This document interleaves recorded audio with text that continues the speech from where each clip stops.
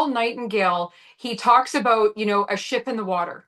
And I absolutely love that example. Are you going to put a ship in the water with no captain at the wheel and no direction, and you're just going to throw your boat or your ship into the water and you're just going to let, the ocean decide and the waves and, and kind of let everybody get tossed around in the ocean?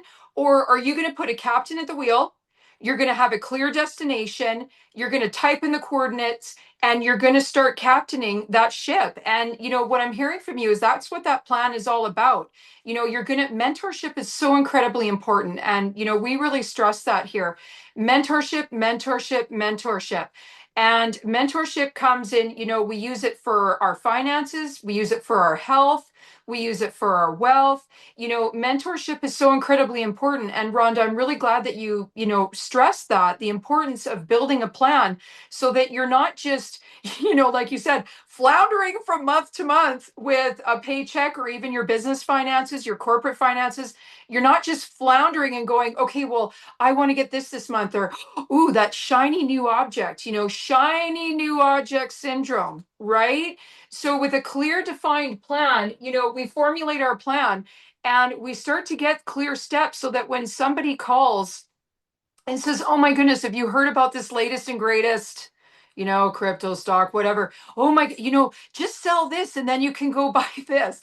When you have that clear plan and you start having those, diverted moments where you're like, ooh, shiny new object over here, shiny new object over here.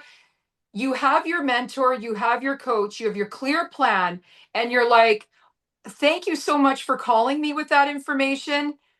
But in your mind, you're like, no, this is what I've got. This is what I'm sticking to. And I know as long as I focus my attention and my energy, then I'm going to get there and I'm going to get the results that I have clearly defined and made a decision to move towards. So I just absolutely love that. Thank you so much. So as we move on, we're talking for guidance.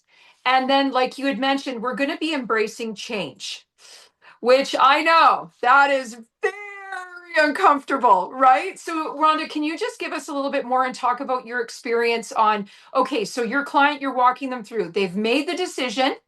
We've gone through, we've had, some eye-opening, awareness growing conversations, maybe about, okay, well, is this really want you go? So say you have a client, they want to buy a house and you're finding that they're eating out all the time, and this is not about lack. We do not want to stay in lack and limitation. That's not what we're talking about.